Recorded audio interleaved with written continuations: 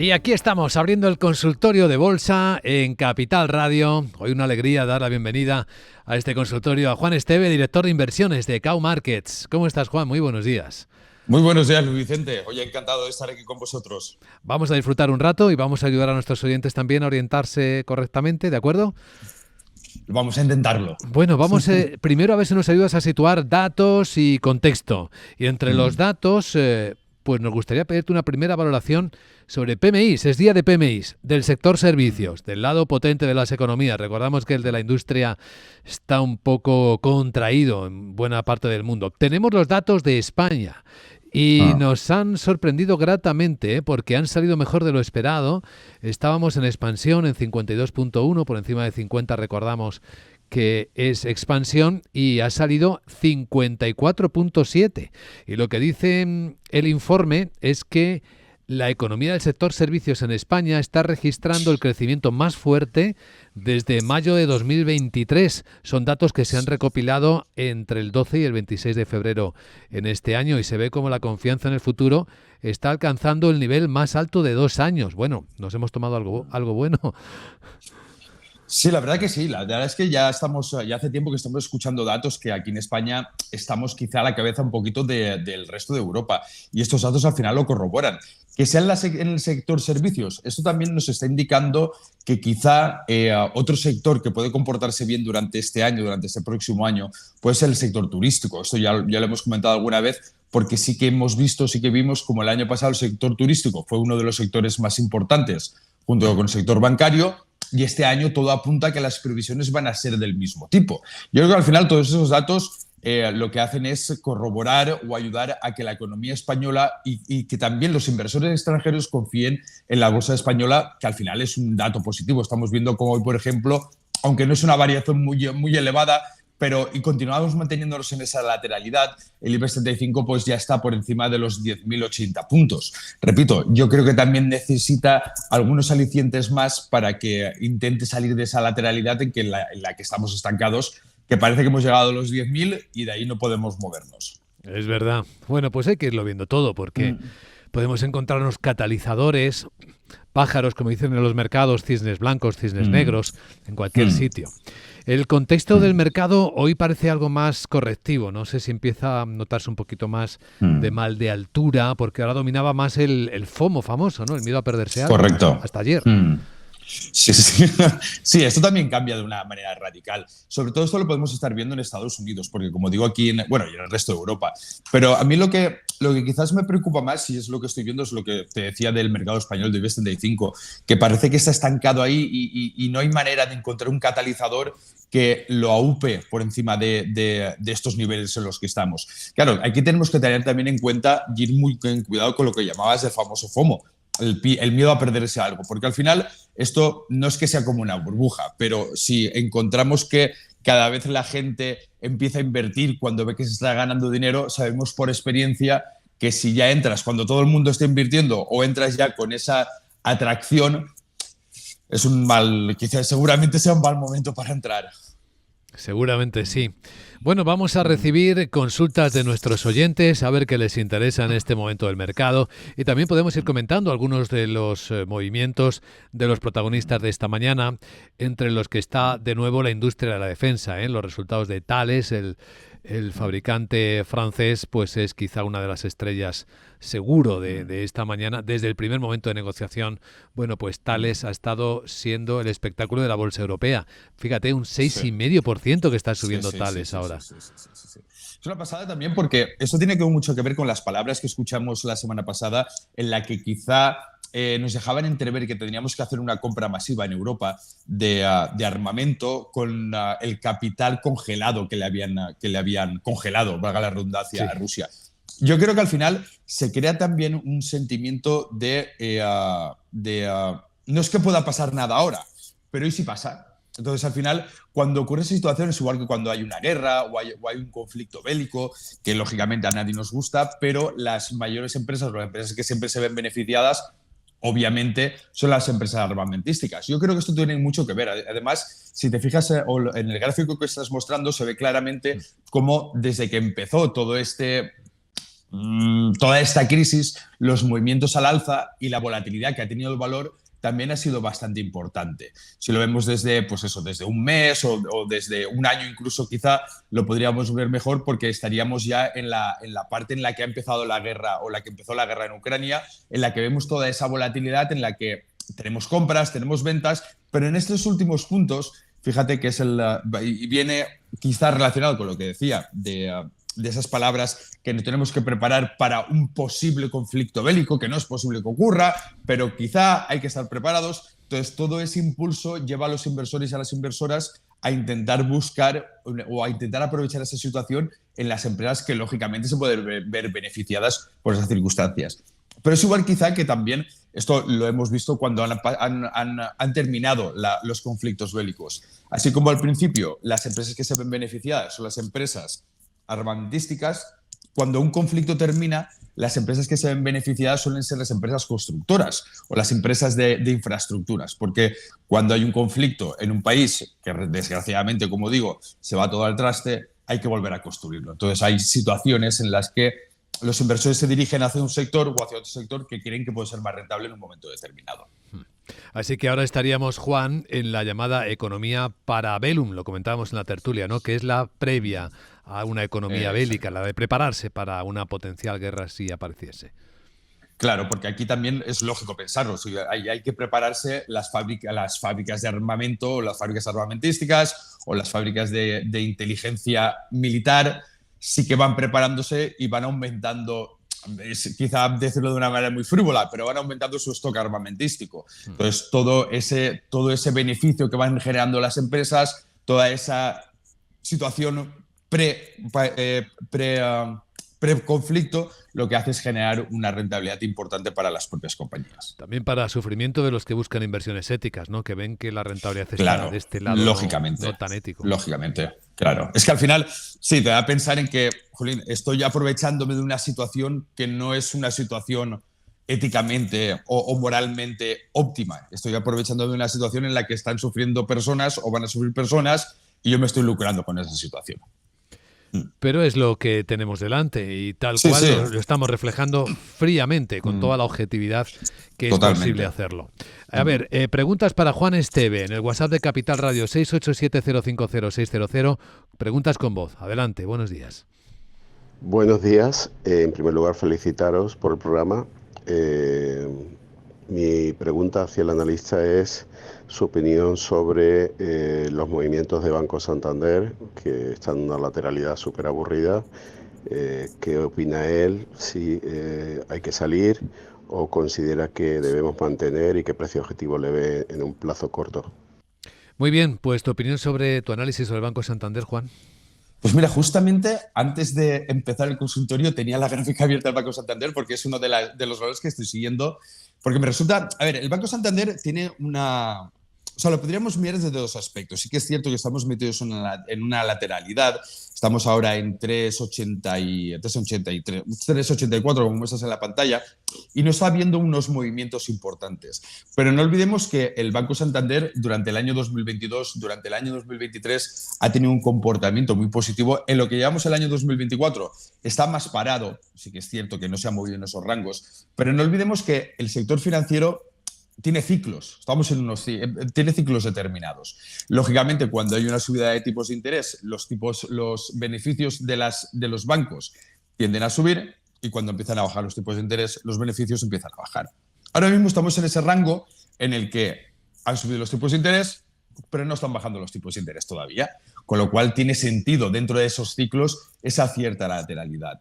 Yo continúo pensando que durante este año 2024 los beneficios no van a decaer. Ya hemos visto los pasados resultados, como los beneficios en el sector bancario, en el Banco Santander también, han sido fantásticos, pero no olvidemos que esa situación en la que van a descender los beneficios tiene que ocurrir más tarde o más temprano. ¿Cuándo va a ocurrir?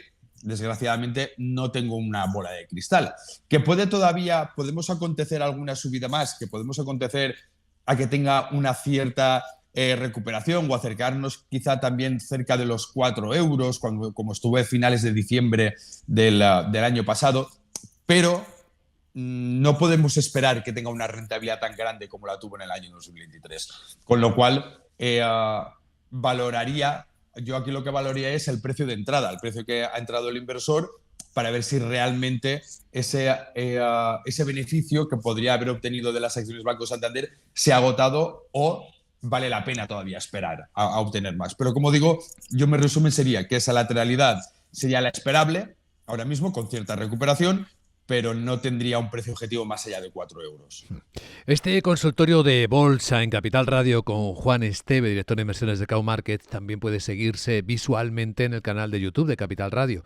Y ahí tenemos algunas preguntas también de nuestros espectadores. Uno de ellos dice que está interesado en Logista y también en Laboratorio Rovi para entrar. Estaría interesado en entrar en estos dos valores. ¿Qué opinión tienes, Juan, al respecto? A Logista, vamos a ver técnicamente. A ver qué aspecto tiene técnicamente. Técnicamente vemos una caída bastante prolongada desde finales de septiembre para acá. Aquí podemos verlo desde la parte técnica, desde la parte más fundamental o la parte más macro.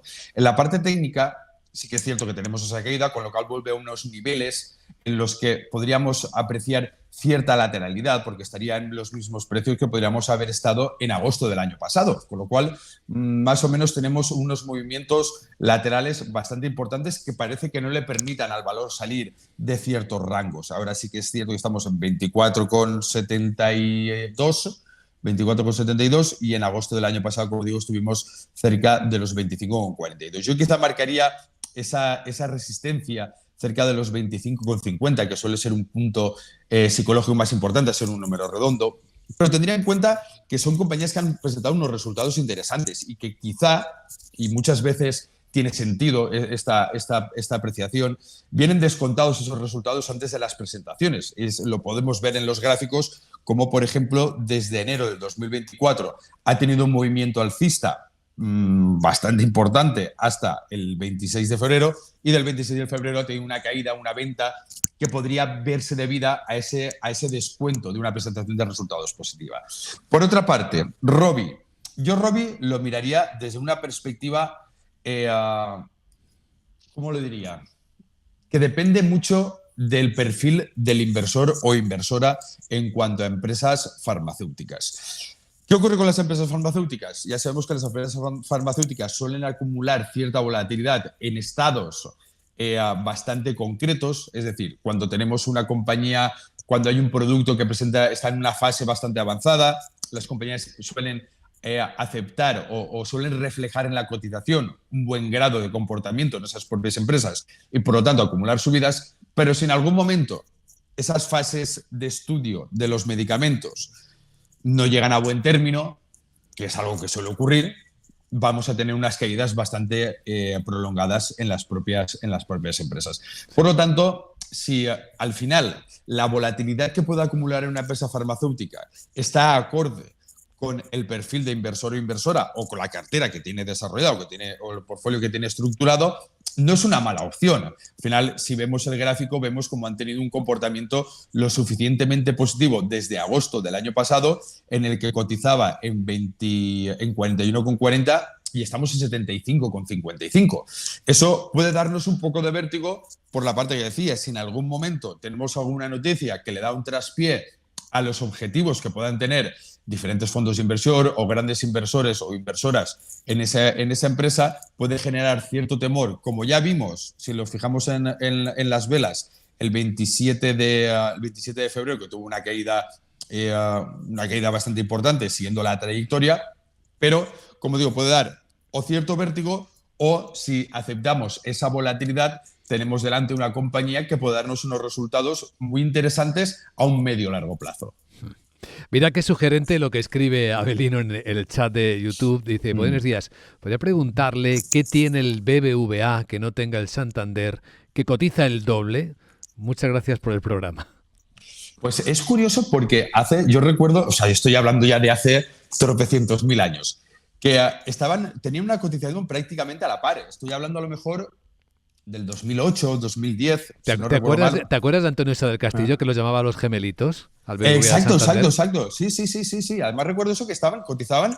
Ya te digo, estoy hablando, a lo mejor ya la gente joven que nos escucha, esto ya le pilla muy lejos, porque estamos hablando de hace casi 14 o 15 años. Sí. Y tenían un precio muy, muy similar. Pero sí que es cierto que así como la percepción que podemos tener de que el Banco Santander es un banco bastante más robusto, bastante más grande que el BBVA, en cuanto a la cotización de las acciones, como bien dice el usuario en el chat, el precio de cotización es prácticamente el doble. ¿Qué es lo que tiene el atractivo de cara a los accionistas? O sea, al final no es que en la compañía puede ser mejor o peor en diferentes aspectos, en diferentes balances. Pero al final lo que transfiere también mucho al precio de las acciones es la confianza que pueda tener de cara a los inversores o a las inversoras. Porque al final lo que se busca también, o sea, la psicología que podemos tener es que buscamos aquellas empresas que nos puedan dar los menos sustos posibles o que sean lo más tranquilas posibles.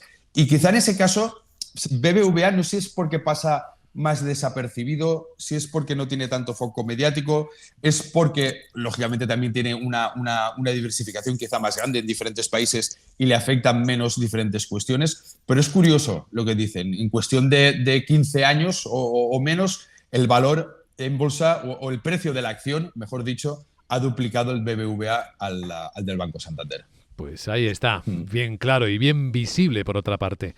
Mm. Más preguntas para Juan Esteve. Volvemos al WhatsApp y escuchamos. Adelante, buenos días. Hola, buenos días. Mi pregunta para el experto, para el consultorio de renta variable es sobre NIO. Creo que, bueno, he entrado con un ETF al alza, me he puesto largo, porque pienso que ha llegado a un soporte. Y quisiera que me lo confirmara el técnico para estar muy pendiente si efectivamente por cualquier cosa se va un poquito para abajo, salirme inmediatamente, aunque me puede decir si quiere también el soporte al que tengo que estar pendiente y para dónde puede tirar si realmente es un soporte, dónde me pongo el límite por arriba. Pues nada, muchísimas gracias, Javier de Madrid. Un saludo. Gracias, Javier. He entendido NIO, ¿no? El fabricante chino de vehículos eléctricos. NIO, correcto, Sí. NIO. NIO, yo me confieso una cosa, creo que ha sido mi peor inversión en toda mi vida de inversor. Yo en NIO, la verdad es que entré hace muchísimos años y entré a un precio súper elevado. Y no voy a decir lo que me ha salido, pero está muy mal la inversión que he hecho. Vaya. Digo que fue mi peor inversión en mi historia. Todo el mundo tiene una de esas. Pues esta es la mía, justamente esta es la mía, fíjate. Sí, sí. A ver, NIO, yo creo que eso, yo en su momento invertí y continúo invertido porque creo que es una empresa que tiene un potencial de desarrollo bastante interesante. Pero también es cierto que se encuentra una lateralidad que está muy cerca de los 5, si lo vemos en el mercado, en el ADR, en el mercado de Nueva York, en esa lateralidad que no consigue poder salir de esa situación. Claro, si lo vemos desde una perspectiva en la cual NIO es un fabricante de automóviles eléctricos chinos que desarrolla, los diseña, es una multinacional global, es una empresa enorme, es una empresa muy grande, pero que al final no está reflejando en la cotización el valor real que tiene la compañía. Y aquí entraría en juego, esto lo digo ya porque he estudiado bastante esta empresa, o sea, al final me pilla de cerca. Yo creo que aquí hay una circunstancia que es que sabemos que el gobierno chino ha metido mano, por decirlo de alguna manera, en algunas de las grandes compañías que podrían hacer cierta sombra al manejo del mercado. Tenemos el caso de AliExpress, tenemos varios casos. Y NIO quizá puede ser una de esas compañías. No quiero decir con ello que no sea una empresa que no pueda elevarse mucho más, que pueda tener un desarrollo mucho más grande, pero quizá ese desarrollo que pueda tener, esa competitividad, esa evolución de las acciones, le vaya a costar un tiempo importante poderla recuperar. Pero sí que es cierto que esa lateralidad en la que está metida desde hace ya muchísimo tiempo, podríamos irnos prácticamente a octubre del año 2022, en la que más o menos se mueven en unos rangos entre 9 y 5 dólares. Yo creo que esa lateralidad está instalada en el valor y desgraciadamente para mí, va a estar ahí durante un cuánto tiempo más. Sí, mirando el gráfico tiene aspecto de una burbuja que estalló. O sea, es Sí, un... pues a mí me pilló arriba del todo. Bueno, se aprende de estas cosas mucho. Exacto, exacto. Y hay que ver cómo suceden y tomar nota Ah, de esto. Está preguntando en el chat de YouTube Francisco por BKNG, que es Booking, si no me equivoco, ¿no? Que cotiza en el mercado americano. Booking Holdings, BKNG, cotiza en el Nasdaq, esta compañía. Y tocó máximo histórico y está corrigiendo. sí, aquí, así como digo, o sea, aquí yo, claro, es una empresa que está muy ligada al sector turismo, obviamente, pero aquí yo lo miraría desde diferentes aspectos. Así como yo en España sí que pienso que es una buena opción de inversión, porque tenemos que verlo desde dos perspectivas diferentes. En España, después de la crisis del coronavirus, tuvimos muchísimas empresas que entraron en situaciones bastante complicadas. Por ejemplo, Meliá, que aumentó su deuda de una manera notable, pero ha conseguido ir reduciéndola poco a poco. Nosotros en España parece que hemos hecho el trabajo, o parece que nosotros, yo no personalmente, pero o sea, no entro en este sector, pero las empresas del sector turístico parece que han hecho una recuperación bastante notable debido al trabajo previo que han hecho para esa recuperación. Y esa recuperación quizá en otros sectores, en otros países, no ha sido de esa manera. Entonces, así como el sector turístico, como digo, en España sí que me parece un sector que sea atractivo, en diferentes países creo que no puede ser tan atractivo por la situación en la que están incurriendo las economías de otros países. Entonces, Booking es un operador global en el que al final le pesan dos cuestiones. Una es ese sector turístico en diferentes países que puede que no esté tan recuperado como en España, y la mala prensa que ha podido tener Booking en los últimos meses. Diferentes estafas que se han colado a través de la aplicación, diferentes situaciones que le han ido mermando la confianza de los inversores y de los consumidores, y por lo tanto su reducción tanto en reservas como en publicidad, y eso está pesando en el precio del valor. Sí que es cierto, como dices, que tocó unos máximos en febrero de este mismo año, pero a partir de aquí está volviendo a la senda, a una lateralidad que estaría muy cercana a los 3.400, 3.500, no, 3.500, perdón, 3.535 y 3.461. Entonces, yo aquí me parece que es una empresa interesante, es una empresa que creo que puede tener un buen recorrido a medio largo plazo, pero no dejaría de lado esas cuestiones que he comentado para ver de qué manera pueden afectar al valor a más corto plazo. Y tengamos en cuenta también que no es una compañía que sea estacional. Quiero decir, nosotros tenemos que tener en cuenta que es una compañía global y que en el hemisferio norte verano es en unas fechas y en el hemisferio sur verano es en otras fechas diferentes. Por lo tanto, no tenemos que tener en cuenta una estacionalidad y pensar, no, en junio,